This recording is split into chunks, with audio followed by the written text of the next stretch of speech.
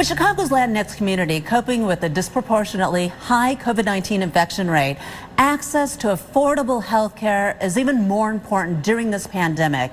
And as ABC7's Mark Rivera reports, Esperanza, which means hope in Spanish, is truly stepping up and offering its patients hope and so much more. Our patients are typical immigrant, first-generation, hardworking, multi-generational Latino family. They're really learning how to navigate healthcare for the first time. For 15 years, Esperanza has cared for thousands of Chicago families at its 4 clinics. A year ago, Brighton Park's brand new Esperanza facility was bustling with patients. Then, COVID struck. The patients are still coming, but the delivery of care is different.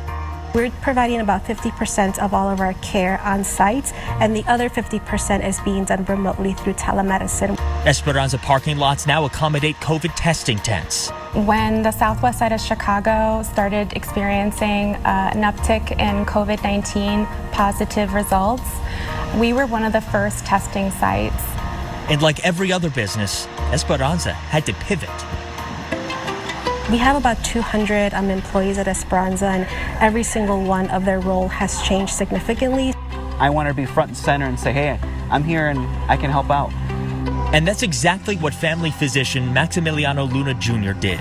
For 10 weeks, leaving his regular Esperanza patients behind to man the clinic's COVID testing tents. I love doing it. I love knowing that there was somebody there for our community that said, hey, there's a risk, but you know what? That I was there willing to do it. Currently, about 70% of my visits are telemedicine visits. Each one of them are like my family members.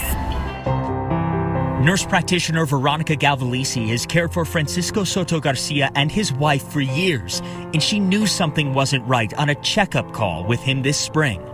He couldn't finish all of his words without being really out of breath. She said that likely it was coronavirus. He needs to go to the hospital immediately to get checked.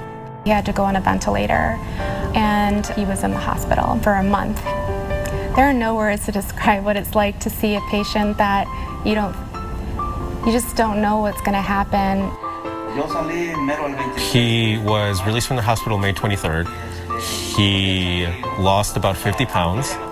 Garcia came home very weak and on oxygen, but with Galvalisi's monitoring, he weaned himself off of it, returned to work, and even managed an in-person visit with the care provider who will always hold a special place in his heart.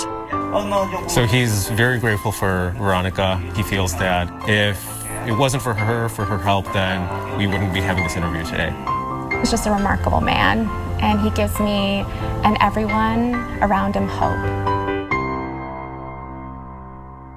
Thank you, Mark. That is an incredible story.